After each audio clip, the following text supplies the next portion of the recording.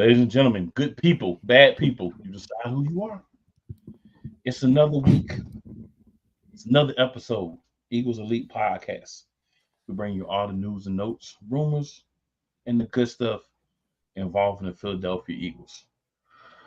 So, normally I'm up here by myself. I tell you two or three things that we're gonna talk about. I bring my people's on when we get into it. But we switched it up this week. We going in from the beginning. So y'all know we talking about two crappy games this week. It is what it is. It helps soothe the savage beast in me sometimes. I can't speak to nobody else but me sometimes. And plus, it's fair to remember where we came from so that when we go where we hope we're going, you can see the big difference it makes when an imbecile is not the one that's in charge of your offense.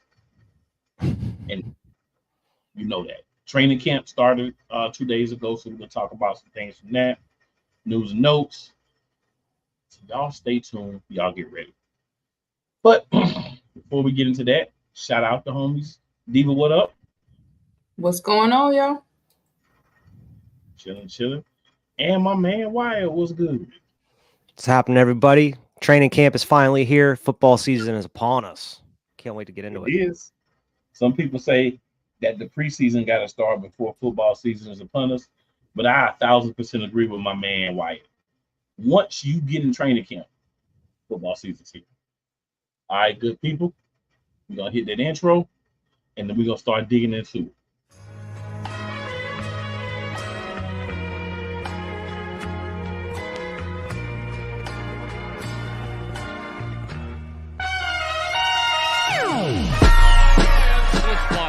The kick is away, and the kick is it's good!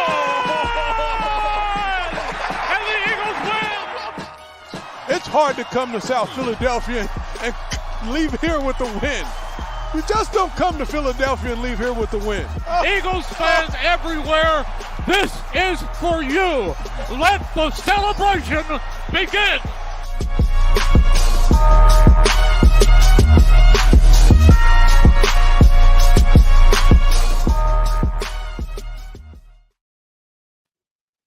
All right.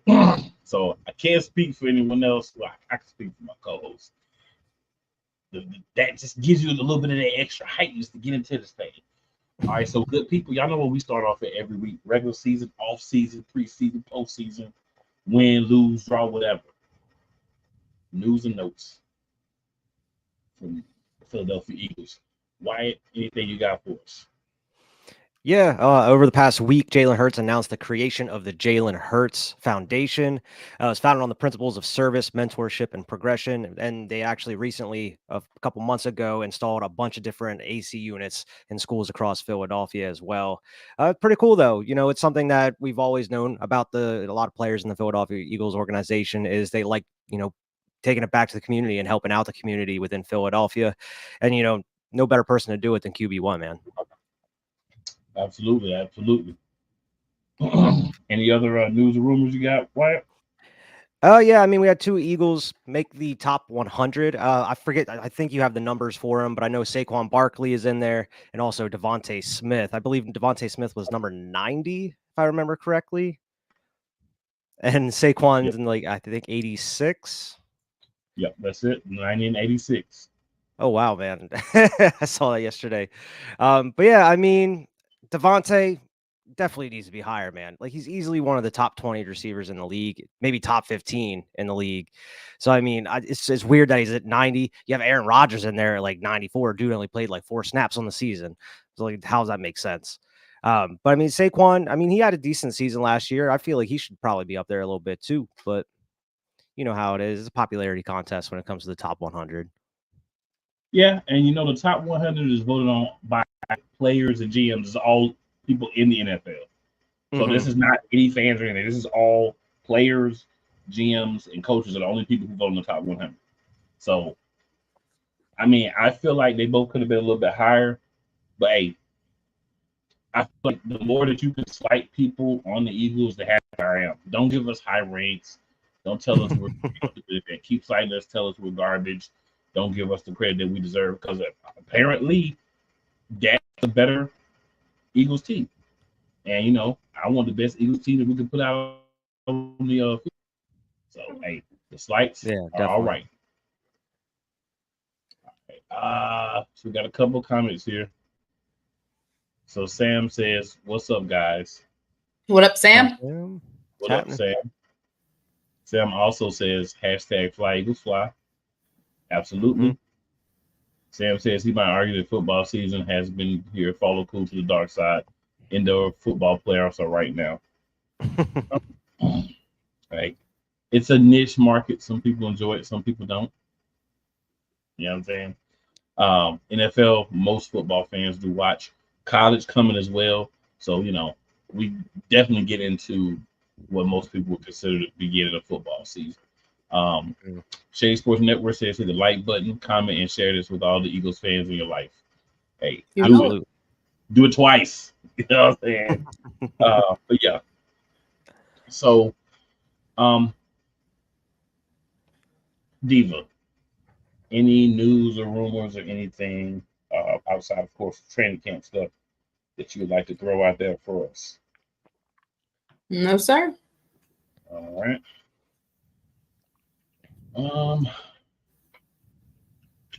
So I did have one other thing. So we had a couple of interesting things that I've heard about the Philadelphia Eagles.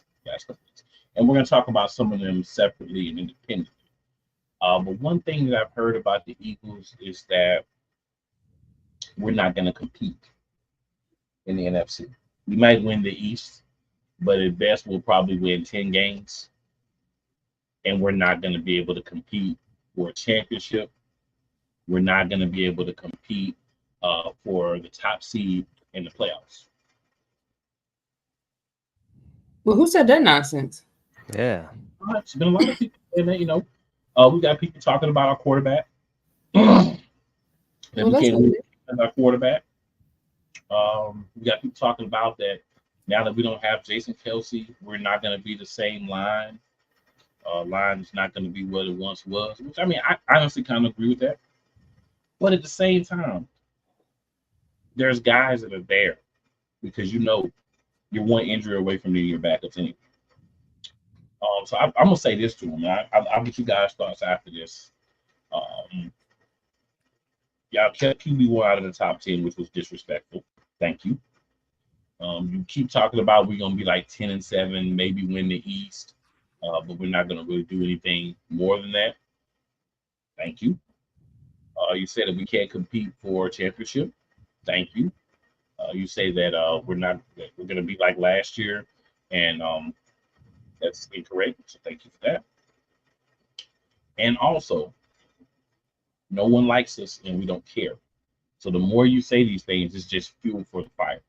I'm not gonna sit here and try to defend and debunk everything you said. I'm gonna say thank you, because the more issue talk before the season, the more chips you put on the shoulder, the more motivation they got around that motivation board every week. So keep it coming. Keep it coming through the training camp. Keep it coming through the season. We feed off of it. Steve, any thoughts? Technically, I don't really care. They said the same thing after we lost. Wentz said the same thing the year we went to the Super Bowl. Last year, of course, they said that, and I could see why. Once we figured out we had Nick Sirianni as coach, then yeah. But not just Nick. We've always been hated. We've been hated every year. We was hated the year we went to the Super Bowl and won it. They said we weren't gonna win that. So it's always hating in Eagles Nation, and it's all good because we love it and we take that in, and that's why y'all don't like us, because that's just who we are, and we'll let you know how we feel and don't really care. We're gonna play it on the field, and I'm just trying to figure out really who's better in the East, because the East is garbage. Like it's hot garbage. But apparently the Commanders and the Cowboys have a chance to win the division. I'm just saying what people are saying. Yeah. Oh, that was a good joke. That was funny. Oh, that was funny. That was a good joke. Man, I'm not saying anything. I'm just letting you know what I've been seeing on like ESPN, Fox, even some other shows and different stuff. So obviously these are people that are not Eagles fans saying these things. We already know Dakota Prescott is not going anywhere. And I gotta look. I don't even know who the quarterback is for the Commanders. Jaden Daniels, the rookie. Okay, Probably the best quarterback in the draft, in my opinion. Yeah, but you gotta hope that translates to NFL. Year one. Right. Yeah. And Cowboys, CD holding out as of right now. They got to pay him. Yep. And then while we're talking about holdouts, everybody's been loving on the San Francisco 49ers all off season. Trent Williams said F camp and didn't even show up. Yep. And Brandon Ayuk came. But not practicing. He came so he could get fined. Yeah, he just said he don't get fined. Because as long as he show up, he doesn't get fined even if he don't participate. Yeah. So 49ers got a couple of issues there. I know we're not talking about Green Bay because Jordan Love won't throw. He show up, he'll do the drills, but he won't throw with the team do the team stuff because until he gets a new contract. Hassan Reddick ain't playing, ain't practicing until he gets another contract. It's like, why would the Jets even get involved with the trade if they weren't going to give him a new deal? Appreciate like, the it's Jets. Just dumb. Yeah, straight up. At this point, straight up. Like I hate trading him, but if he wasn't going to play, you can sit over there and not play. Absolutely. Sam says, you're not wrong, sir. We got a OG back in the building. Old man Mob. He says, how we doing tonight, my brother Cool and the man, the legend Wyatt with the great Eagles people. What up, old man Mob? What's going on, old man? Glad to have you back with us live. I know you've still been watching. We're glad to have you back with us live. I know sometimes life happens. You're not always able to hop on when we live. All good. We still bring it for you, so whenever you can watch it, make sure you hit that like for us, old man Mob, on the way in or the way out. Yes, sir. And old man, I know you hit that share button for the people too, so we greatly appreciate it. Yeah, so Detroit looked pretty strong so far. They haven't had a lot of issues. They haven't had a lot of defections, but they will miss the guy that we took back in CJ. But I just think to say that we don't have an opportunity, it's not like the AFC or anything. That's common. And to say that there's not strong teams in the NFC is a little disrespectful. But again, if you haven't realized, the theme of this whole season is going to be please disrespect us. Like don't give us props to disrespect us. That's what we need. Yeah.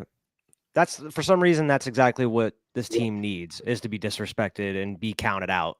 For some reason we just cannot. We don't work well when we're supposed to be the top dog for some reason. Like last year, we were supposed to be the team to go out there and get the number 1 seed. And of course we fell apart, but that was due to a whole ton of other things within the organization. But for some reason, everybody seems to play better whenever they're underdogs, whenever we're counted out. So you already starting a season that way.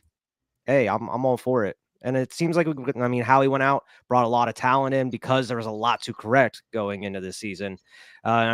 All that's left to be, counted for is going out and seeing what happens on the field itself. The defense is going to be a huge thing everybody's going to be looking at through the first, 4 or 5 games of the season here and also through the rest. But I don't nearly have many quarrels with the offense, but my eyes are mainly on the defense. But I understand where people are coming from, especially based off of last year, but that's only based off of last year. They're not looking at all the corrections that we made this offseason going into the season and exactly what we've done. You're not going to see that until the product's out on the field, but even from day one of training camp, which we're going to be getting into, it seems like there's some changes. Oh yeah. So old man says, I've definitely been watching, just haven't been able to type. Hey, we get it. We still appreciate the support, big homie. Absolutely. And Philly's in the building. She says, what's up, Philly? What up, Philly? All right, so we're going to move on. I think we got a lot that we could talk about as far as training camp goes. So with training camp, it's going to be a while. So Cooper DeJean already has an injury, but it was an injury from like a way he was being stretched out and stuff, and worked out. So it shouldn't keep him out too long, but he's starting training camp not being able to practice. So they said about 3 weeks. Seeing when he'll be able to get back on the field. and hopefully he'll get a chance to be there for as much of training camp as he is, and we won't have any other concerns with him. And it's not a pre-existing injury or anything; it's something that just happened to be unfortunate. We do have another player who is sick, like literally sick. He's out, he's doing his thing, but it's hard to practice when you're sick. So, excuse me, y'all.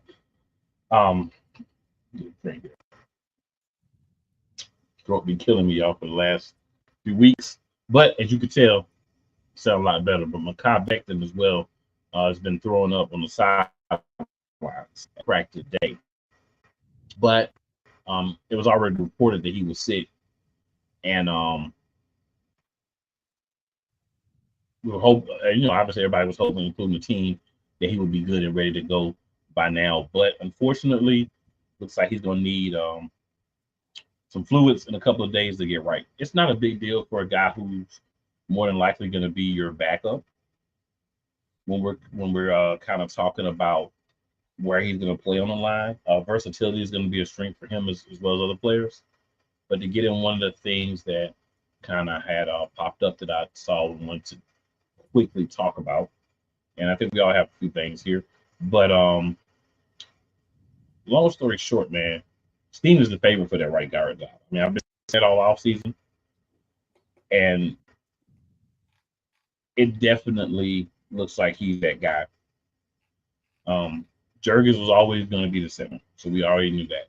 So that was going to always leave that hole. The biggest competition, of course, is Becton, but of course, Becton is losing the opportunity because, number one, he hasn't played guard before. So this will be him being, first learning how to play guard. But he's a good run blocker, so it would make sense that he's at least in that conversation. But he's going to lose some days here because of being Steen. So he may or may not be able to overcome that. But, he's one of the guys that we're looking at and say, hey, we need you. Give us what you got. And hopefully he will. Why any training camp news and notes you want to drop for us? Yeah, I mean, one of the first things is, everybody took notice during the offensive drills. There's a lot of motion being used. We've seen some pitches going out to Saquon. Apparently, they did like a fake pitch to Saquon, and Jalen took it. And Jalen apparently is looking really good. He's looking healthy. He's running really well. He's not looking like he was looking last year during training camp and throughout the season. He's looking top notch as of right now. And they're including motion in. They had a huge pass to Dallas Goedert. He was wide open, and there was a lot of motion involved pre-snap as well. It seems like there's a lot of changes coming to the offense. And we've been hearing about it through like OTAs and whatnot, how Jalen was saying it was like 95% of the offense is new. And now Nick is not involved. It's all Kellen Moore and everything. So, it has to translate to the field. But just from day one, it looks like it's drastically different. AJ was talking about how there's a lot of different terminology, but there wasn't a lot to learn on his end, just more so just terminology, where they're supposed to be, that type of thing. But I'm excited. It makes you more excited going into the season, especially after what happened last season with Brian Johnson, and especially all these reports coming out about Nick Sirianni and Brian Johnson, which kind of just confirmed everything we already knew at this point. But that's just making its round through the headlines through the past week. And, everybody's been talking about that, which I'm sure we'll get into. But it's exciting. It's refreshing seeing a brand new offense, especially with all the weapons that we have, a lot of talent. People, what you got? Excuse me.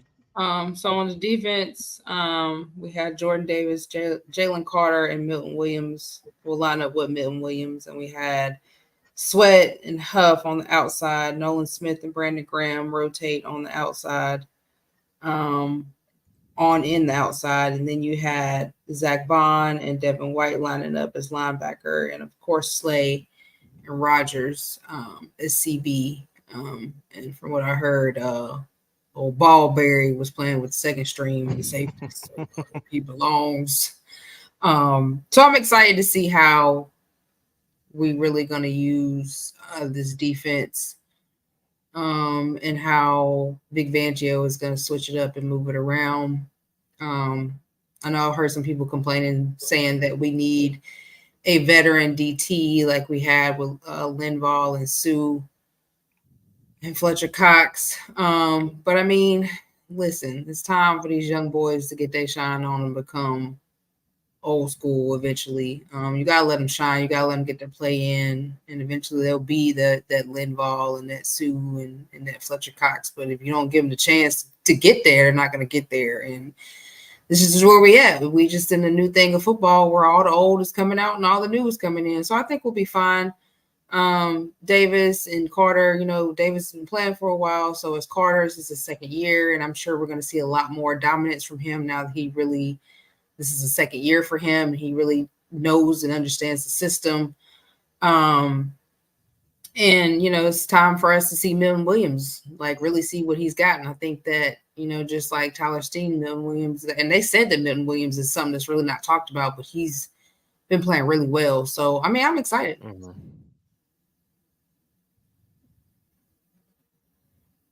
So E-Money's in the building. What up, E-Money? E-Money says, go Birds. Yes, sir. Go Birds. I simply say this. For me,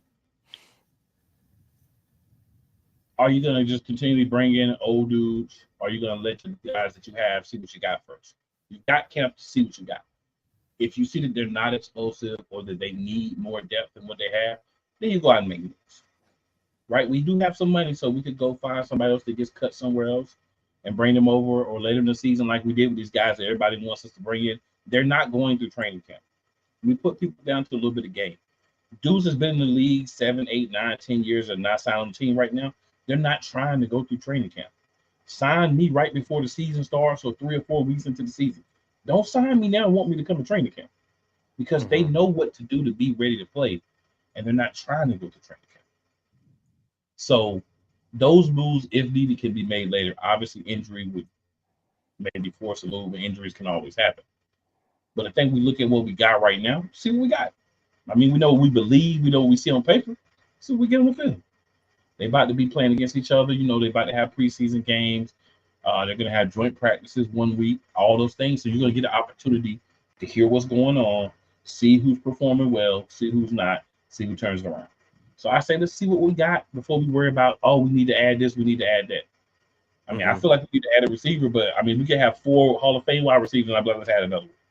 Because it's just how I am, because I understand injuries, and you can take certain people out of the game by how the defense plays them.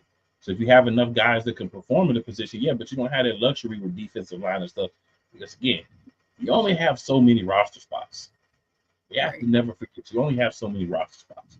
So we're not going to get everything that we want. There's no possible way.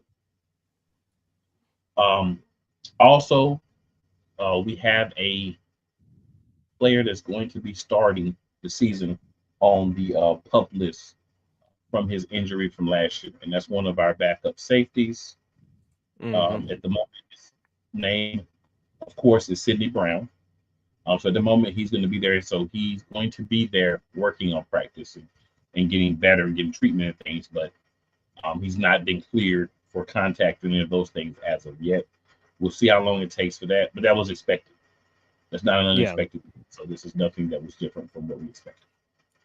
Yeah, I saw it in the article. They were talking about how they're not really sure of the timetable on when he's going to be ready. So it's possible they could look for other options as far as more depth. And I know it kind of goes against what you're saying about bringing some old guys in, but I mean, Justin Simmons, he's still out there. Maybe Simmons not old. Simmons is he's 30. Yeah, but he's a good player. Yeah, I mean, it brings some extra depth in the safety. I mean, it would help with Vic Fangio's defense, the way that they're rotating in and out. You don't just have Reed Blankenship and CJ GJ in there. You can have Justin Simmons kind of rotating out with Reed Blankenship, or move these guys around if you need to. It wouldn't be a bad idea depending on the recovery timetable for Sidney Brown. I think the DeJohn injury was making that more move than the Sidney Brown injury. Okay. Because Sidney Brown, we knew he was going to be out. This is not like a new surprise. Yeah. I don't think anybody realistically felt like yeah, I mean, we know when DeJohn's going to be back. We don't know when Sidney's going to be back as of right now. Yeah, so I don't think we're going to really worry about the depth or anything too much, because we know Brown's going to be back pretty soon. And quite honestly, I mean, not Brown, but Deshaun's going to be back pretty soon. And honestly, he's going to be playing some safety. We already kind of knew that he was going to be playing some safety on this team as well. So I think that injury kind of has people saying like, oh, maybe we need to go do this and go do that. I wouldn't be opposed to bringing in a guy who's been successful and who we want to target anyway, but I don't think it's a necessity, right? I don't think it's like, oh, we need a guy right now, right? We still got Mekhi Gardner's here, Andre Sam's still here, right? So there's other guys. So it's not like we only had 3 guys that could play. Yeah. It just makes you feel a lot better because we don't really know too much about those guys. Like we don't have too much film with them on the squad or anything like that. We know what Justin Simmons is. We barely even know what Sidney Brown is as of right now. Right, but if we keep bringing in guys, then we're never going to know what those guys are. We're That's true. But if they keep getting hurt, you don't have really a choice at that point. But I mean, Deshaun got hurt by basically. I mean, really want to call it what it is. It wasn't anything he did. It was the staff not about right. So that's really on the staff. Brown was hurt last year, right? I mean, personally speaking, I get where you're coming from, but personally speaking, we say we want a youth movement. We know we're paying Hurts a lot of money. We know we're paying Brown a lot of money. We know we're paying Smith a lot of money. There's other guys who's going to come up in a year or two that we're going to have to pay, right? Jordan Davis in a couple of years, we're going to have to pay. Jalen Carter right after that, we're going to have to pay. We acknowledge that these are 2 guys we want to keep. So if we take every dollar and go get every guy, then down the road, we're going to be like the San Francisco 49ers, and people are going to start saying, I'm not coming unless you pay me $25 million a year because you're paying these guys $25 million a year. So we got to understand that. But I'm saying, like, we've seen a year in, year out, these veterans come in for a one year, 2. I'm not saying sign him for like a 4-year deal or anything like that. He says he's trying to go to a contender. He knows he's not going to be making $20 million a year at this point. If Howie can do it, if he can cook I mean, we have like $25 million cap space, something like that right now. I feel like Howie would be able to cook something up if it's a necessity, if that's something they see that there's a hole in. I mean, like I mentioned, I'm more worried about the defense and the offense as of right now. So if they see something that's troubling them, or if there's injuries happening before the season even starts, we need to start looking into something, whether it's Simmons or any other options that's out there. So I wanted to ask you, what part of the defense are you concerned about? Right smack in the middle, in the linebacker and the safety area.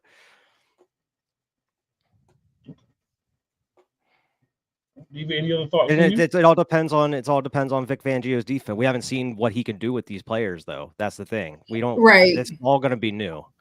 And I think that until I see what they can do. Yeah, I'm not really worried either because I feel like Vic Fangio.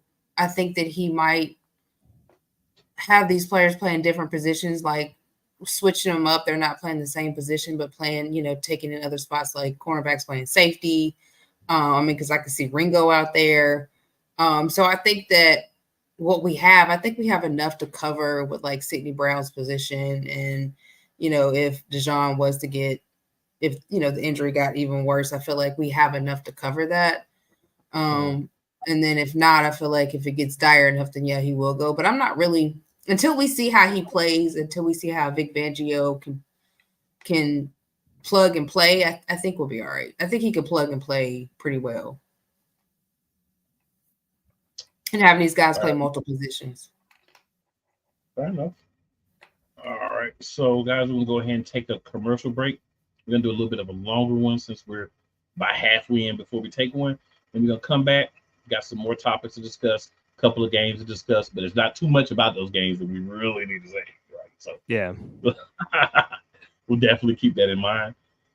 So, here we go. First break. Rams fans all around the world. It's a beautiful thing to be a Rams fan right now. Stafford's back. We're going to see about Kupp. And running back Kyren Williams to return. Lend me your ears, or should I say lend Playmaker your ears, as he breaks down week by week everything in the Los Angeles Rams canon. Number 99, Aaron Donald. Can't wait for 2029 to come to know that you are going in the Hall of Fame, and it should be first ballot, no questions asked. Join the Playmaker as he breaks down everything Los Angeles Rams style in Ramily Talk on the Playmakers Blog Network YouTube channel and where you can find podcasts. Join Ryan McCarthy. I became a Jets fan because Kurt the Frog was my favorite Muppet because he was green. Join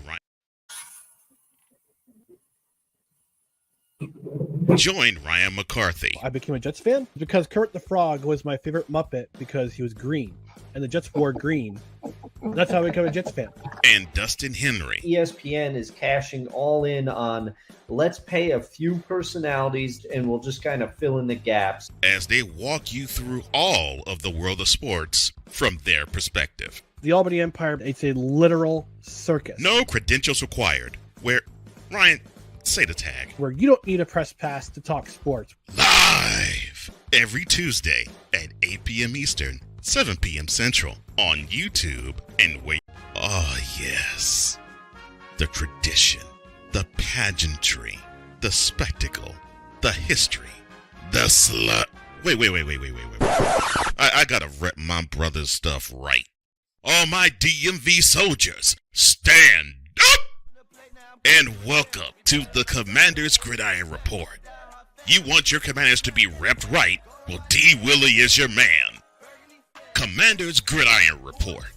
Every Tuesday at 11:05 a.m. Eastern, 10:05 a.m. Central on the Sotoba Media YouTube channel. Music by J. Cool. Where's my soldiers? Right side. Commanders. Where's my soldiers? Left side.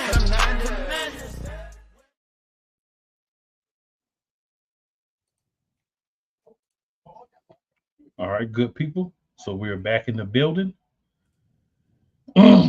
Couple more things, of course, to discuss. Always something else with the Eagles. You know how we get down. So the next thing on the docket, of course, we had a little discussion with the Pat earlier this week. So running back coach Jamal Singleton says that offensive lineman Jordan Mailata, as well as Jordan Davis and Jalen Carter, have been in there trying to get short down yardage carries as a running back, right? So we'll start with you, Diva. What are your thoughts on that? I mean, I'm here for it. I feel like, if we're not gonna go get another, big back, then I'm here for those big guys taking those little short yardages, pushing it in. I've always been down for, a big running back because I felt like that's the reason why we won the Super Bowl is when we had Jahi Ajayi and LeGarrette Blount. Like LeGarrette Blount was the one to pound it in. Jahi Ajayi ran down south. And so I feel like when you have that 1-2 punch with a running back, I feel like you have better chances of getting your yardage. You can't just push your way down the field. And we might not be as successful this year because, we do have a new center. And so I feel like switching it up and, having a big back, like, you have Derrick Henry. To me, I just think it's more well-rounded when you got a big back and then a smaller back. It's a 1-2 punch to me. And so I would love to see, Jordan Davis run it in, bulldozing people over, Jalen Carter. I mean, to me, I'm here for it. I feel it. Why? What are your thoughts? Yeah, I mean, I'm cool with trying it out possibly with Mailata. I'm maybe not with Jordan Davis or Carter, mainly because Mailata has experience with playing rugby. He knows how to get hit. He knows how to run with the ball. More so on that end. But I mean, overall, it's fun thinking about it in practice, but I don't want to just risk any of these guys getting hurt in any, other fashion. I mean, they have a pretty important job enough that it is in their own positions. So, I like the thought of it, possibly trying it with Mailata. I'm not sure if they will actually do it. But that's the dude I would actually do it with out of all of them. I wouldn't risk Jordan Davis or Carter getting hurt, especially this young in their careers. It's been a while since Mailata has played rugby as well, but at least he has somewhat kind of experience doing that sort of thing. And dude's a monster, as tall as he is and as big as he is. Just run him straight up the middle, get a touchdown, like a yard or two, instead of doing a tush push, risking Jalen. Why not? So I thought about this. I really thought about this, right? And a lot of people had the argument that why that that I've seen talk about it. That's what some of the people in the chat. And what I find interesting is we're willing to risk our starting left tackle on our offensive line to possibly get injured if we're saying they can get injured. But we're not willing to risk 2 other guys. I look at it like this.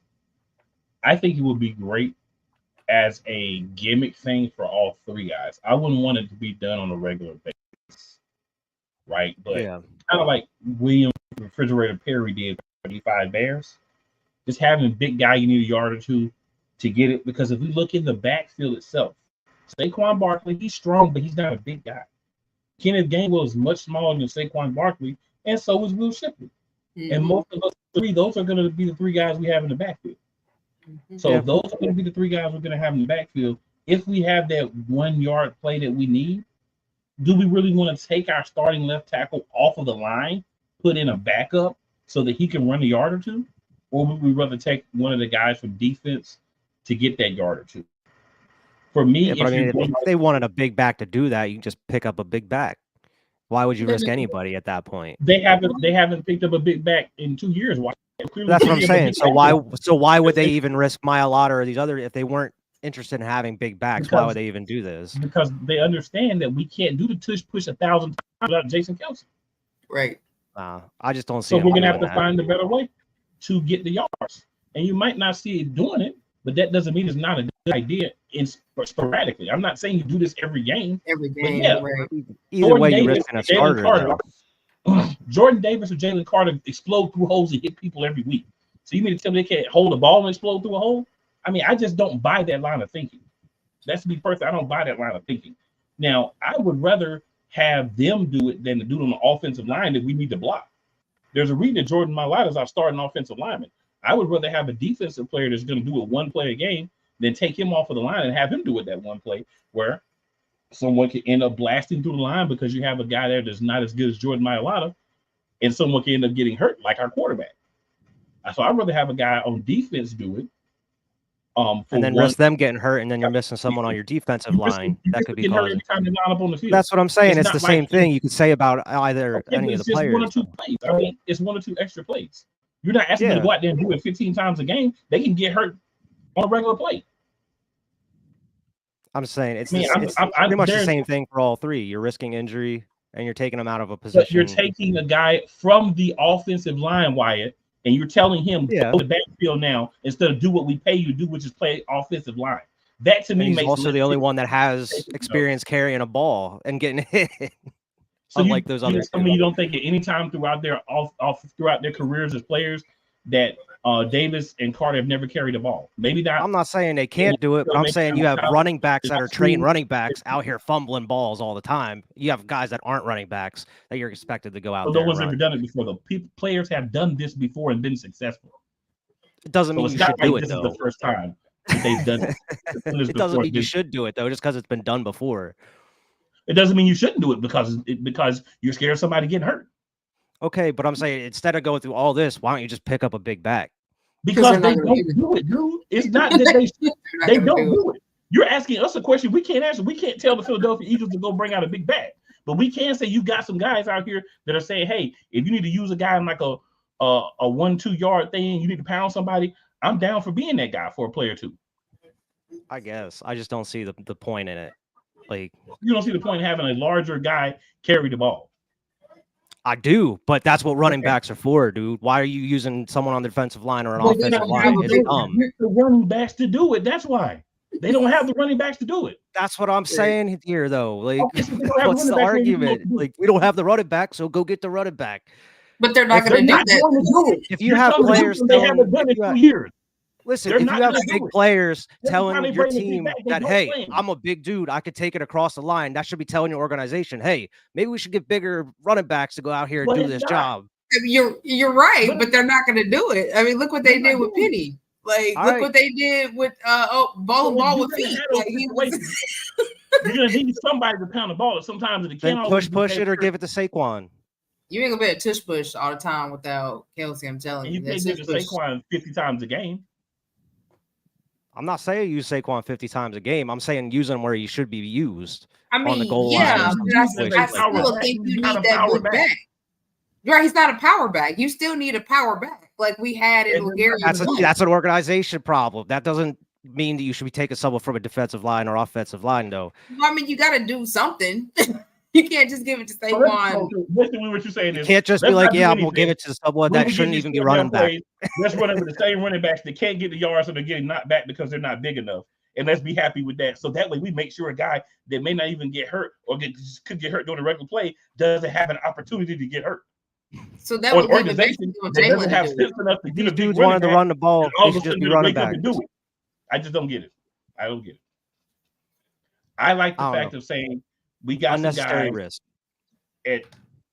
Okay, well then they shouldn't play football. They should go home. Everybody should go home and play. If they wanted to run the ball, they should be running backs then. What are we doing? But they're not doing that, Wyatt. No one's saying that you're not right about they should get a big running back. But you watch this team. You look at this depth chart. No, I'm talking about Mailata. I'm talking about the players. If Mailata and Carter and Jordan, they want to run a ball, they should have been running backs. Why are you playing the positions you play in? If you want to run the ball that bad, so a guy the size of Jalen Carter, you will want running the ball 20 times a game.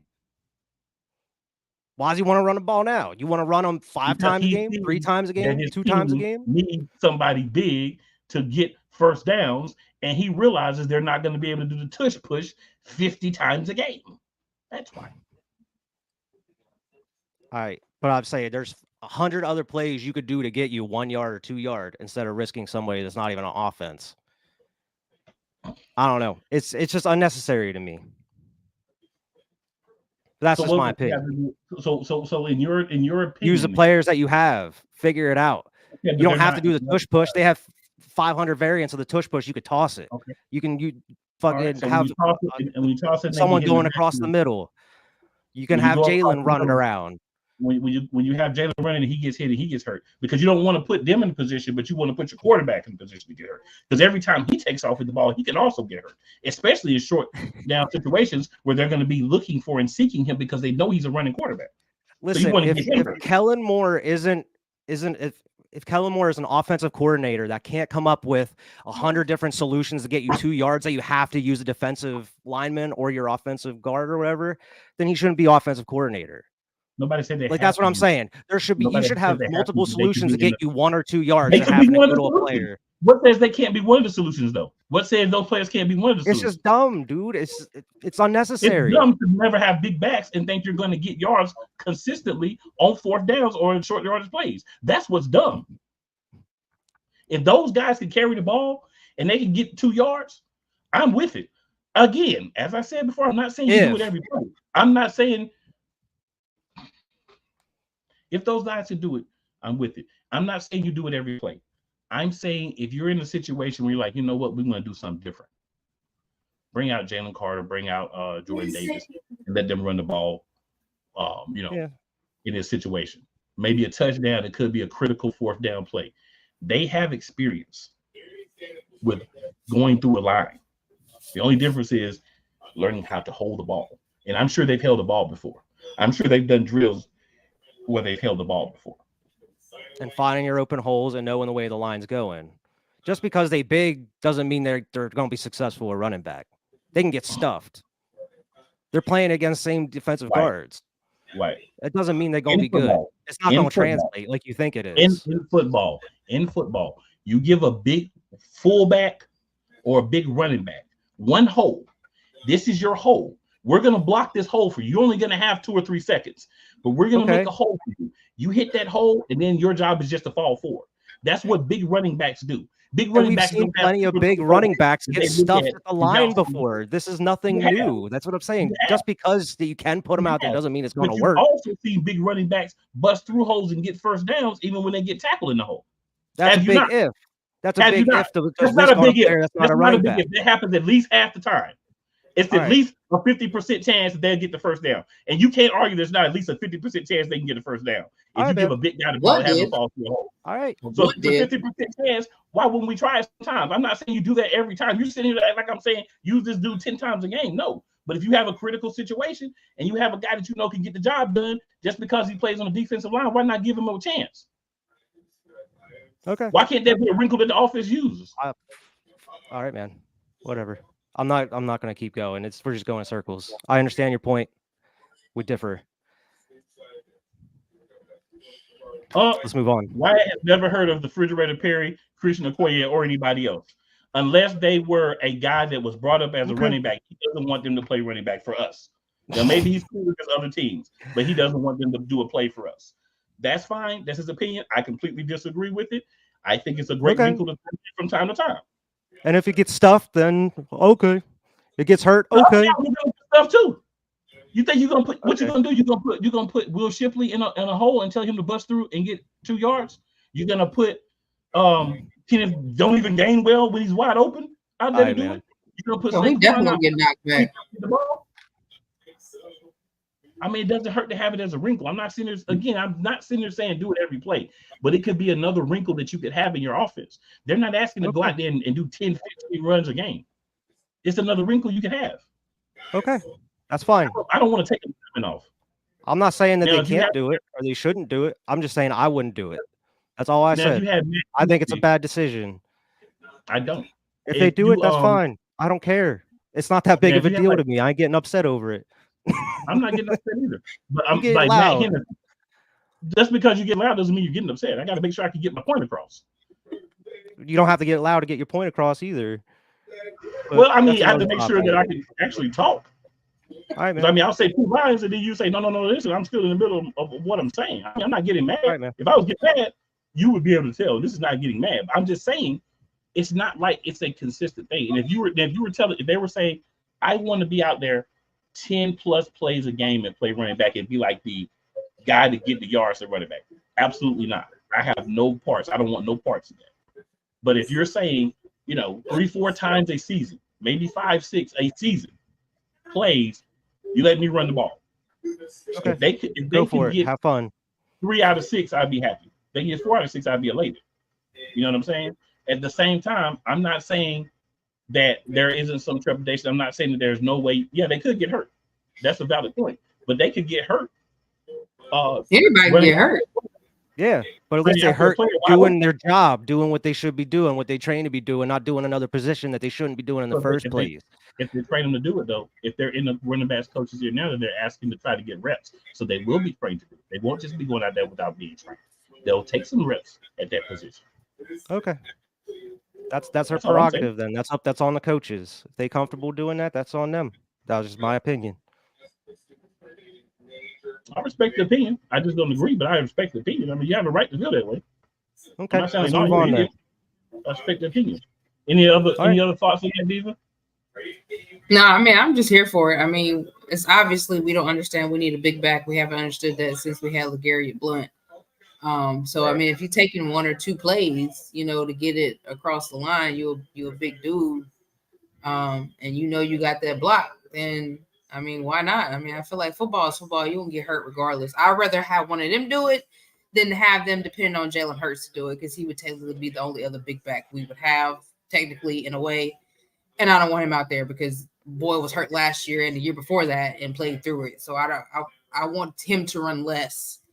And I don't think it would be something we would run all the time. It's just here and there when we really need it, because I mean, we're just not gonna be able to tush push the way we did, when we had Kelsey in the middle as the center. So it's either that or, I don't know. All right. Playmaker says Eagles Elite Crew, what's good? What's good, Playmaker? Your girl Diva's here this week, sir. I'm back. I was talking about you was here for Diva. Where was she at? See here now. You happy? All right. So unfortunately, we got a couple of games to discuss. We don't really need to take too long on them. Week 13 at Dallas against the Dallas Cowboys. The Dallas Cowboys hadn't lost a home game in almost 2 seasons or something like that. I don't remember exactly what it was at the time, but I remember hearing about it the whole entire week leading up to the game on every network 75 times. But I think they hadn't lost since the previous season. I think it was all the season before in 2022, they didn't lose a home game, and then they hadn't lost one up until that point. I think it was something like that, if I remember correctly. We play them second time in Dallas. We won the first game in Philadelphia. A lot of times with the Cowboys, unfortunately for me and all Eagles fans, there's been a lot of splits in the series, way more than I think any of us would want. So for this game, I'm just going to simply say I feel like we forgot there was a game. Right? I feel like for the second week in a row that we was like, oh, we got a game to play for real? I mean, that's what it felt like for me. 33-13. We didn't really show up against Dallas, and Dallas is not a team that we should go out and not show up against. I was very disappointed in the performance overall. Very disappointed in the fact that we let them put up 33 on us, and they came out and they put 24 on us in the first half, another 9 in the second half. But they outscored us, really, to be honest. But by halftime, they outscored everything that we did in the game, clearly. But then they ate up the clock. They did everything they could to continue and win the game, and they did. And honestly, the only thing I can say, I'll let y'all go through the stats. The only thing I can say is, if you want to be successful in the league, you got to have more heart than we showed in that game. You know, I don't remember the offense putting up any touchdowns. I think this was the game where we got a stupid score on defense, and then we got points from Jay Elliott, but nothing offensively was really happening in the game. Very disappointed, and I expect more out of my team. And this is a situation where a big back would have been nice, to Wyatt's point earlier, and we didn't use one. So Wyatt, what are your thoughts on this game? Yeah, I mean, it was terrible all around. Offensive line didn't play well at all. You couldn't really run the ball much. They didn't really even try to start until it was too late. DeAndre Swift had a couple nice runs in the back half, but this offense was terrible. They weren't able to score at all. Got those 2 field goals real early, and then they weren't able to really do much throughout the rest of the game. And the defense, yeah, they had the one scoop and score, but they didn't do much at all. They were getting ran all over. The middle of the field was just wide open for their tight end. It was abysmal. It was an embarrassing game for the Eagles in this one. It really was. It really was. So we got Wizzo Mays in the chat. So Wizzo says, "Go Birds." Wizzo also says, "People downplaying how good we are going to be if we stay healthy. We're the best team in the league." I don't necessarily disagree. I think we're one of the best teams in the league. It may be the best if we stay healthy. So I definitely agree with you, Wizzo. And I'm sure my co-host also agree with you. Diva, what's your thoughts on this Cowboys game? Listen, I ain't going through those stats, period, because that game was just trash. A bunch of zeros. I mean, really, like, I ain't even going through no stats. I felt like it basically was like the first game. I mean, we won the first game by the skin of our teeth. Really. And I knew then, I said, we're not going to beat them the next game. Like, it's just no way. The way we played the first game, wasn't no way in the world we were going to beat them in Dallas the way that we had been playing. It just wasn't no way. I mean, you could tell by that time, like, the whole team has lost confidence in the coaching staff on both ends of the ball. People were just like, they wasn't even there mentally. Bodies was there, but as far as being mentally in the game, that had been gone. That was gone. And it just got worse from there on out. So, I mean, that was that. That's just what it was. We just gave up because coaching staff did not know what they were doing, and people were not going to be out there getting hurt. And, AJ got hurt one game and didn't come back in. Dude was fine. He didn't come back in. It was like, nope, I'm not about to risk no more. So, yeah, I mean, that was just a horrible game. One of many we had. Yeah, that was the kind of game you don't want to have against a team like Dallas or against any team that's like a rival of yours. That's not a game you want to play against another team in your division, right? You get beat like that by a team like 49ers, it's like, oh, whatever, forget y'all, blah, blah, blah. But this was a divisional game, and we screwed the poops on, like, every level. Like, there was nothing that we did in this game that I could take and say was good except for the field goal kicker. That's the only person. that I felt like did anywhere close to their job in this game. And so I was 13-33, and we're lucky it wasn't more than that. Dallas just went into clock riding mode in the second half. They weren't really out there attacking like they were in the first half. They were just running the clock, getting the game over with. So Dallas, unfortunately, saved us from being beat even worse than we were. We definitely want to take this game along with the first one and the second one that we're going to talk about in a bit and flush them all. But it is what it is. Like I said at the start of the show, it's where we came from. So we got to get from where we were at to where we're going to be this year, which I do believe is going to be much better. All right, so we'll do our last commercial break here, guys, and then we will come back. We'll talk about some little differences of opinion that we're hearing between Jalen Hurts and Nick Sirianni, our thoughts on that, and then we'll quickly go through the second game because, again, there was nothing good that happened. But, hey, it's part of our season, so it is what it is. All right, so we'll get into this break, and then we'll be back. Drew Willingham. In this case, yeah, you put the blame on Kyle Shanahan for apparently not preparing the team enough for the overtime rules, supposedly. Cole Johnson. Peyton was considered the winner, and he was the darling of all darlings for Gerald. With a special appearance by Tyrone Alizé McDummy. Ain't nobody calling me. Text delete, delete, delete, delete, delete, delete. Join these two football enthusiasts as they give you Total Football Talk. Live every Monday at 4 p.m. Eastern, 3 p.m. Central on the Sertoba Media and the Comey Media YouTube channels.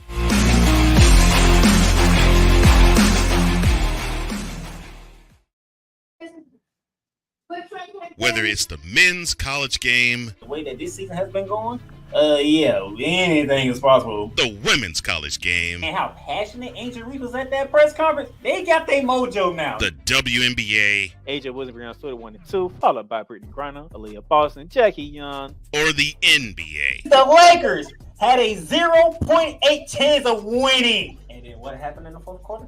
LeBron James by himself outdid the Clippers. You will get any and all of the information right at your fingertips or your earlobes. Join the Playmaker as he breaks down all things basketball in Shooting Lights Out on the Playmaker's blog, network, YouTube channel, and whether it's news, the largest egg producer finds bird flu in chickens at a Texas plant, weather, devastating tornadoes rip through the heart of the United States, inspiration, a breast cancer survivor completed the journey of chemotherapy and now begins a future one of matrimony, or sports. Michael Jordan is shown on a photo with Diddy. LeBron James has a video extolling the virtues of a Diddy party. This has been yet another Beating a Dead Horse presentation. We got you covered. BS3 Network proudly presents The Morning Shift with Cole Johnson, live every weekday morning beginning April 29th at 8 a.m. Eastern, 7 a.m. Central.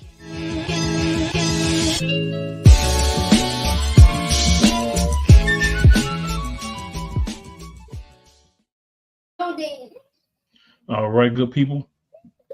So we're back from that commercial break here. So we took a little extra time for talking, so we're going to chop down the commercials a little bit this week. Shout out to 503 or 502 Angel Radio. You hear us on there as well. If you are listening on anywhere besides Eagles Elite YouTube channel, which is you go to YouTube, type it at Eagles Elite Podcast. If you're listening anywhere there, please make sure you hop on over. Give us a like, a subscribe, and a share. So that way, and you can also hit that notification button. That way, when we are going live, you at least know you can support us by just giving us a sub. So Wizzo says, Barkley is about to prove he is the best running back in the NFL, mark my words. I don't have an issue with that at all. I think me and my co-hosts agree that the biggest thing is if he can stay healthy. If he can stay healthy, this dude is definitely one of the top running backs in the league, hands down. He won't be playing on the same kind of field that he was playing on, so he should be good. All right, so reports.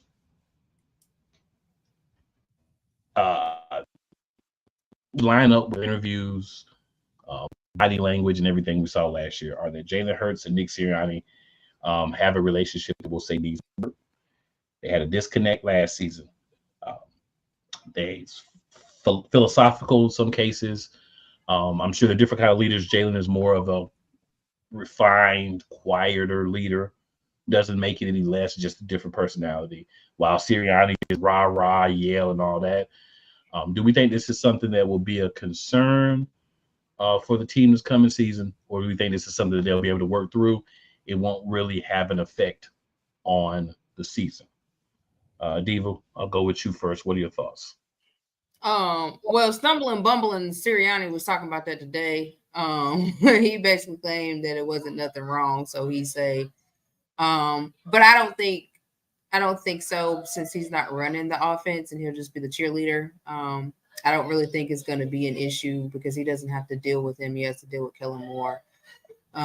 So I think maybe they can begin to repair their relationship. But I mean, I don't know if it's about repairing it, because I just feel like Jalen's such a quiet dude. He just doesn't like the way Sirianni carry on, because even the year before last, you could see him like telling Sirianni to calm down when he would be talking crap to the fans and the players. And, he would tell him to sit down and just, chill out.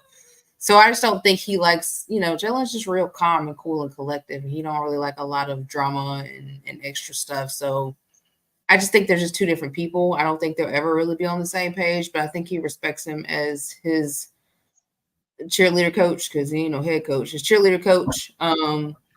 So I don't really think it's going to be a problem from here on out. I think it'll just be how it's been for the past 4 years. They just have a working relationship, but being all buddy, nah. Did you say cheerleader coach? Yeah, that's what he is, cheerleader coach. He's going to be out there cheering them on. I ain't got nothing else to do. Like he was year before last. I'm not messing with her. Go ahead, White. What you got, man?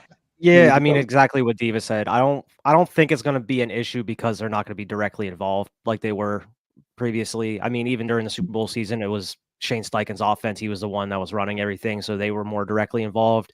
It seems like that's going to be the same way here with Kellen Moore, unless the only reason I could think that could possibly cause some issues, like say it's like, in game, some crazy stuff is happening. They have to go down and drive.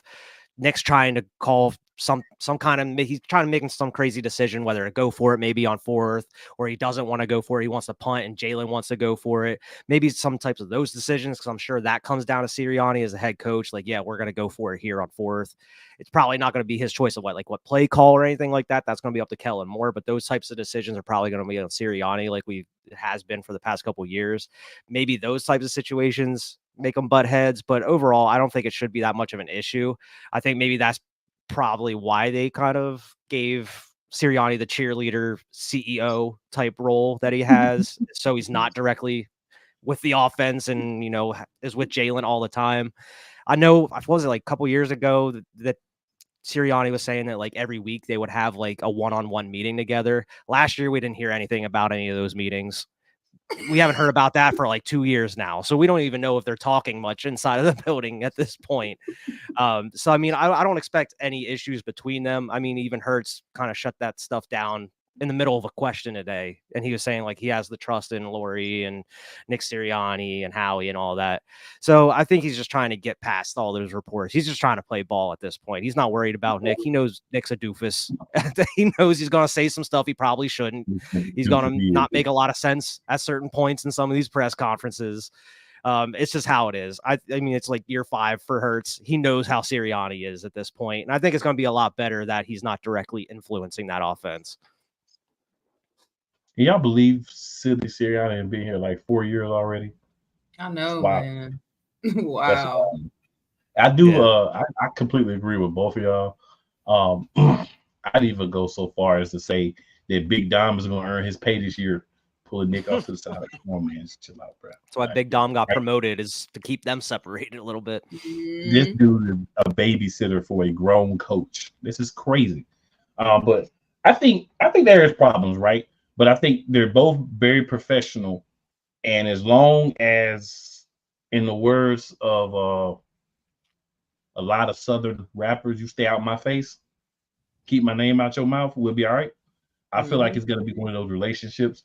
I feel like to the public and to the rest of the team even, it's kind of like, oh, yeah, we're good, you know, blase. But like you said, I don't think there's no one-on-one meetings. I don't think they're hanging out outside of work. I don't think they're calling and texting each other. I think it's, hey, we're professional. I'll be professional with you, but I don't like the way you call plays. I don't like you getting up in everybody's face. I don't like all this yelling when things are bad, right? Because the thing is, it's cute when things were good, right? When he's wearing the t-shirts, F Dallas, and all the stuff he was doing like year one. It's like, oh, you know, cool, whatever. But that kind of gets old when you can't back up the X's and O's part. But they are sending him back to basically where he was at during a successful year, right? Pumping his fist, running his mouth, staying away from the players. Yeah, and giving the speeches in the locker room after a win. That's about it. As far as that goes. Yeah. That's all. I like to that's think all if it was that big of an issue, he wouldn't be here. He would have been gone. I mean, you would have sided with the quarterback, your franchise QB, who you paid how many amount of millions to over your head coach at that point, if it was that big of an issue, especially with the way that things went as far as a coaching standpoint last year. Yeah, I agree. And I think just, you know, I think obviously you're right. You know, if Hurts wanted him gone, he would have been gone. But at the same time, I think like they're both professional enough to say we can make this work. And I'm sure that was one of the contentions that they had to go through. Like, all right, we got to make this work if you're going to stay, right? You and Jalen, I got to figure it out if you're going to stay. So I think everything is good to go on that. But I will be watching that throughout the year. Like, so I'm one of those people. Let me just see how it actually plays out. So Internet sees everything. Oh, yeah. So Wizzo's still riding with us. He says the crazy thing is if Sirianni wins the Super Bowl and continue the way he has been going, he will probably end up being the most successful coach in our history. Think because he has Hurts. I think because he has Hurts. Yeah, Mr. I agree. Yeah. Yeah, Wizzo, because the thing is, man, he's already been to a Super Bowl, right? And most people feel like we could have won the game, right? And, you know, we lost. It is what it is. Don't like how it happened, but it is what it is. He goes back and wins another one, getting to a Super Bowl, being in the game all the way until the end, then turning around 2 years later and winning a Super Bowl. I mean, I wouldn't say he's successful. I'd say it was the coordinators because if it was successful, then he would have been successful last year. Okay. All of the real fans that have been following it, if they win a Super Bowl, be like, we know Sirianni wasn't the mastermind behind this. Ellen Moore came in here. Ellen Moore and Vic Fangio. This is not Sirianni. Okay. All right. Yeah. I mean, I completely agree with y'all, but we all know, win or lose, the head coach is the one who gets the the props, right? Of course. And I mean, I think that's kind of how it would be. Like, honestly, like you're right, y'all are right, but I think Wizzo's point, it would be like, oh, Sirianni, you know, history would say he won a championship with the Eagles, went to two Super Bowls in 3 years, and won one of them. Let's say we do win a championship like this year, next year. And that is a little bit of a shame and a disappointment with, as you said, when he had the ability to run the offense, how horrible it was. But which shows he's not a good coach. It shows that twice. He's happened a coordinator first year and it happened last year. So it's like, he fooled us twice. We can't let this dude run this offense anymore as long as he's here. And we do completely, y'all agree on this one. Like Sirianni, we all agree on that. Sirianni and Gainwell are two things that we will always agree. And Josh Jobe.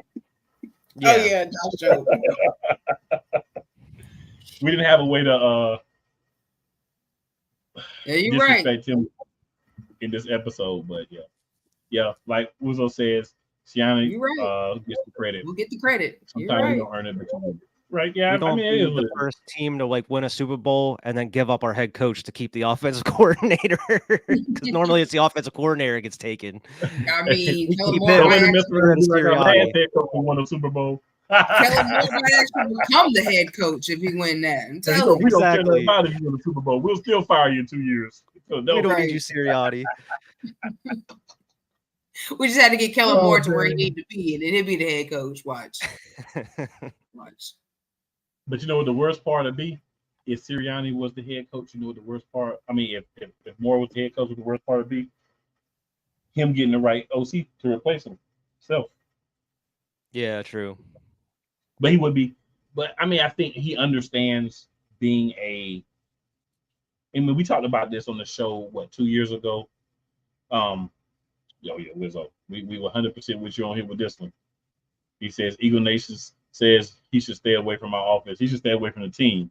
The only time we need him there is for rah-rah speeches, high fives, and stuff like that. The rest of the time, he can just chill and do his As thing. far as we were concerned, that dude was gone a couple months ago.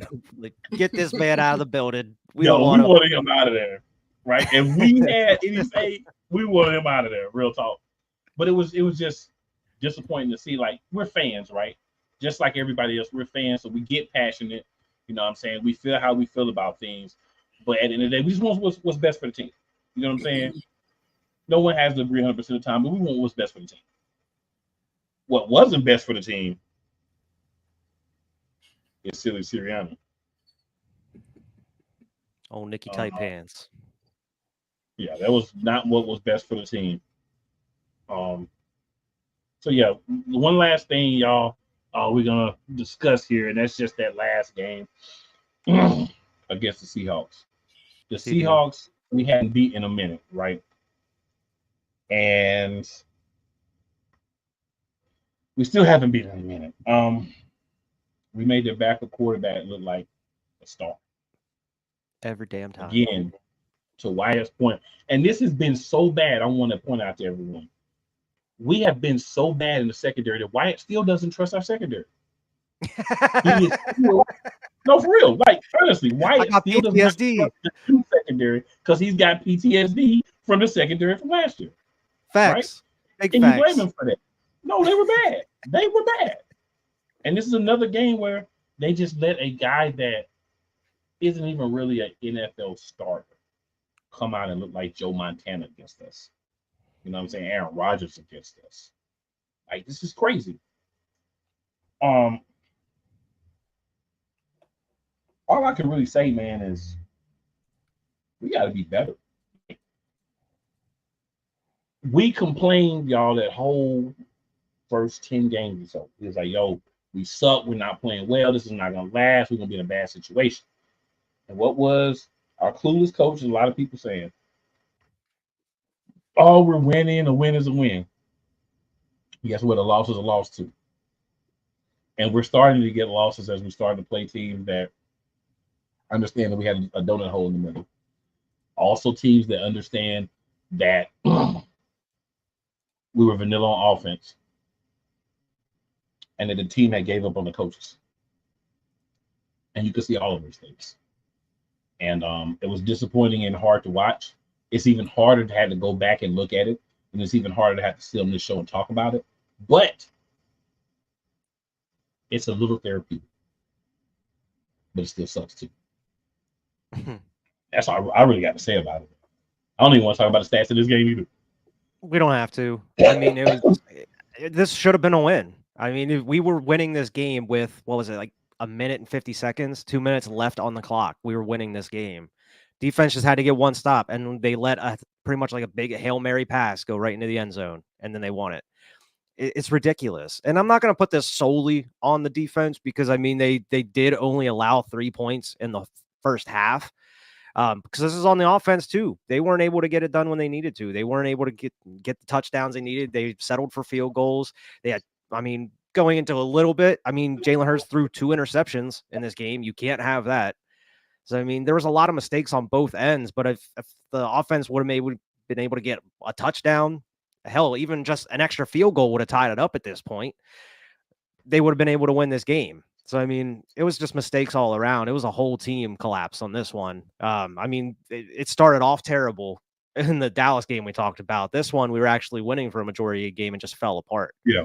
I mean, it's a whole different kind of terrible in this one. And man, I just remember being stunned, just stunned, absolutely shook at the end of this game. And just going back and rewatching it hurts even more because I totally forgot that we were in the lead up until the last minute of the game, pretty much. You got to be I didn't kidding even me. bring that point up because but you're right. Yeah, we were. Unbelievable.